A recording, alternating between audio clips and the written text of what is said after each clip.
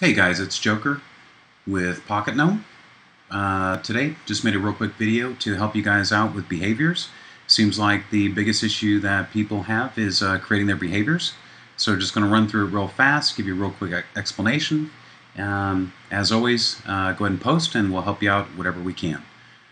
Today I'm going to make a druid behavior for grinding. And I will say that you must have WoW loaded. And you can see down here, player is valid. You want to be in WoW with the character that you're writing the behavior for. As you'll see in the Spells tab, I have all of my Druid, all my spells, everything I need in order to write my behaviors. So let's get started. Okay, as you can see, I've got the majority of the ones you'll see on the forums, everything from the Paladin to Warlock, Death Knights. What I'm going to want to do is create a new behavior. This is a druid. He will be grinding, and he is currently level 85. You can name this anything to help organize your own behaviors. This works for me. So the 5 different areas, you can hover over the mouse. You'll see pre-combat, combat, post-combat, regen, and patrolling. Pre-combat, anywhere you want to put any type of buff that you want to buff yourself. It's all personal preference. I prefer to put everything in the combat. This way, during combat, if a buff falls off, it'll automatically put it on in here. Now this is a priority queue. A lot of people struggle with what exactly this means. All that a priority queue means is that all of the rules that you create will be in order. If the rule is true, it will execute the action. If it's false, it will go to the next line and continue going until it gets a true, and then it will do the action. You'll see as we go. First thing, this druid is ranged, so knowing it's ranged, I want to freeze my target as far away as possible so I do not take damage. So my first rule will be distance to my target. I'm going to use entangled roots, so I do not want to cast it if he's on top of me. So I want to make sure he is more than 8 yards away. I also want to make sure, because it is 35-yard cast, distance to the target is less than 35 yards. I'm going to cast a spell, Entangling Roots. I want to cast on the enemy and name it.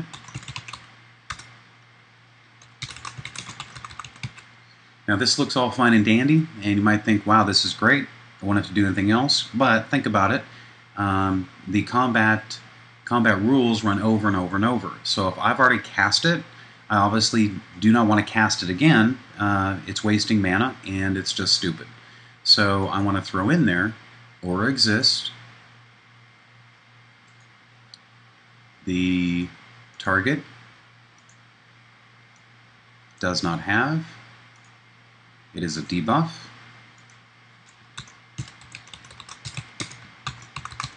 Entangling Roots. And I do everything by name, just easier for me to read. So make sure, whoops, missed an N. Entangling Roots, name, cast spell, on the enemy, save the rule. So also, to increase some DPS, I want to make sure that I've got Insect Swarm. So I'm going to add my rule, condition. I don't care about the distance, so make sure I haven't already cast it or he doesn't already have it. Target does not have. It is a debuff, and it is called Insect Swarm. Now, one way I like to cheat, if I'm not sure how it's spelled, or I'm not sure if I've got even the right spell, I'll pull it up here first on Insect Swarm. Yep, Insect Swarm spelled correctly. I want to do it on the enemy. Insect Swarm. Save the rule. Now remember I talked about the combat priority. If it comes here, and this is the last rule here, And if he's not infected with insect swarm, it'll start over at 1. Entangling roots, if he does not have entangling roots, it will cast it, and then it will start back all over at 1 again. So it continually goes down. When it finds something that's true, it'll do the action and then start back over. So now that we've figured out what we want to do, let's go ahead and check to make sure that we're still alive and that we want to ensure that we're not dying. So I'm going to have my rule, health and power. The player's health is, if I drop below 50%, I want to cast a spell. Let's say we want to do rejuvenation. Okay, I want to cast it on myself.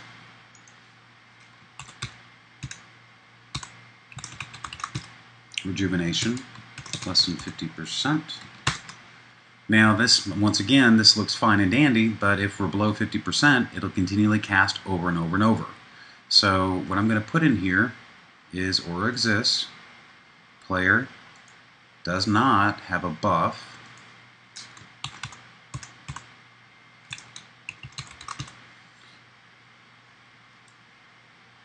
always check your spelling, I suck at it. Rejuvenation by name, then cast spell rejuvenation on myself. That looks good. Okay, so these 3 things are going to make sure that they get done before any combat. Let's say I want to make sure my mana is up. So I'm going to do health and power, players, mana. If it drops below 50%, I'm going to cast a spell.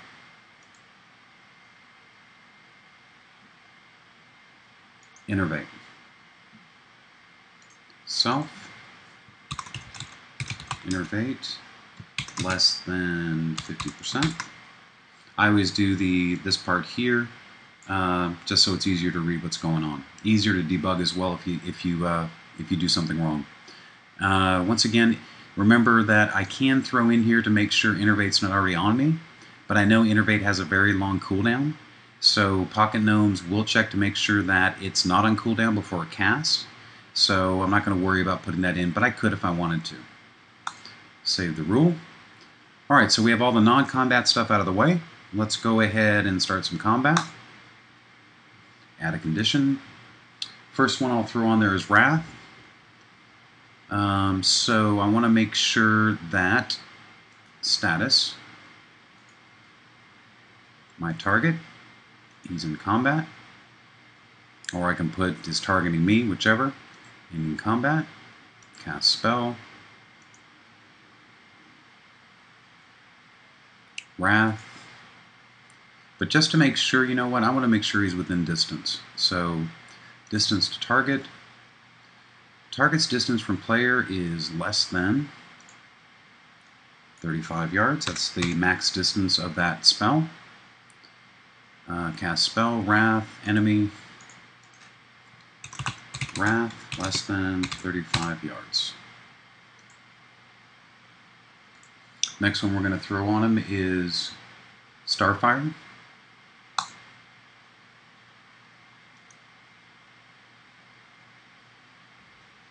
We know this is 35 yards as well. Less than 35 yards. Cast spell.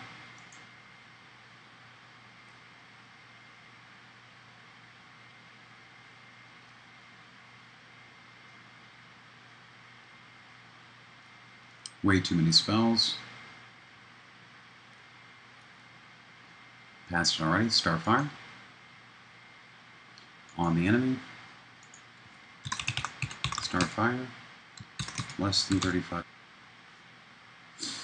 Okay, so what you've learned, or should have learned by now, that because this is a priority queue, it will cast Wrath, and because I only have in here target's distance is less than 35, target's not in combat, it's going to be doing this rule over and over and over. It'll never get to number 6.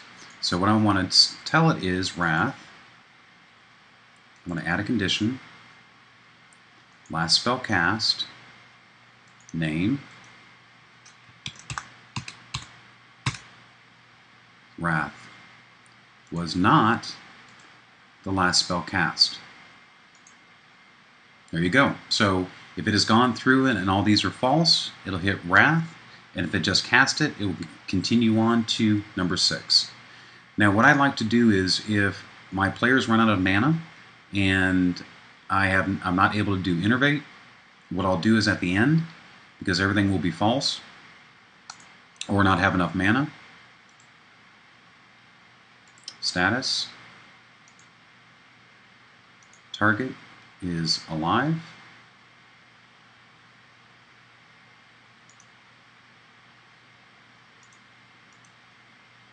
in combat,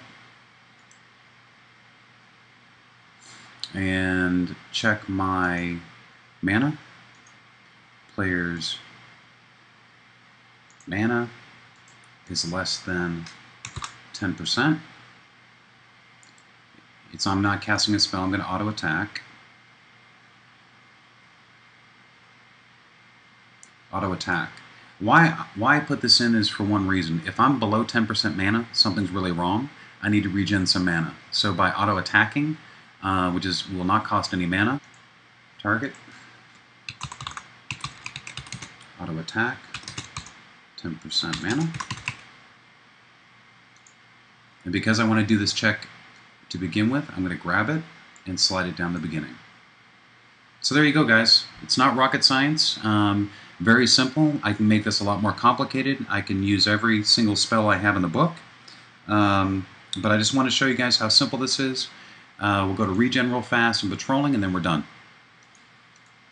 So regen is performed after you're done with combat. Health and power. I want to check player's health.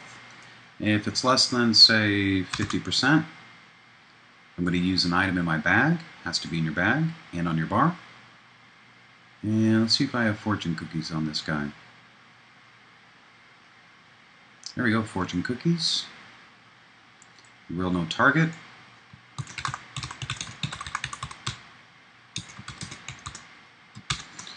Now what I'm also going to put in here, folks, is, see how it's on any? I'm going to also include health power, player's mana is less than 50%. And what you'll see here is, because fortune cookies rebuilds mana as well as health, any condition, not all as in normal, any condition where the player's health is below 50% or player's mana is below 50%, it would automatically eat fortune cookies. Patrolling.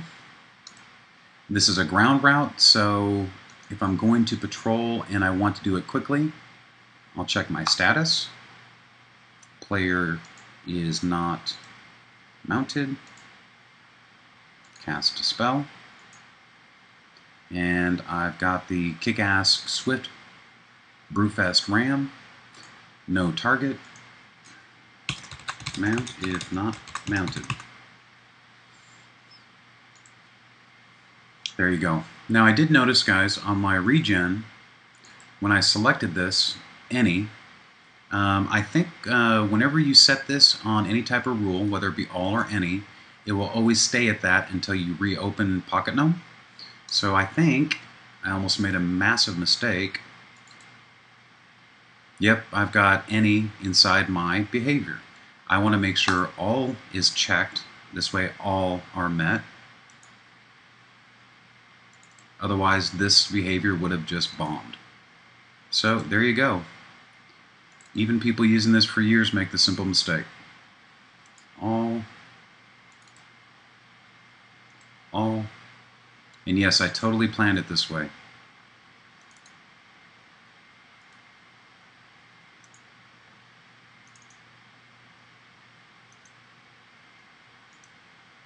I'll Starfire last one.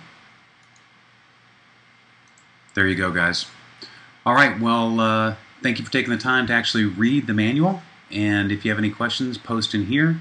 Any comments or anything you guys want to see, send me a PM on the forums. Otherwise, good luck and happy botting.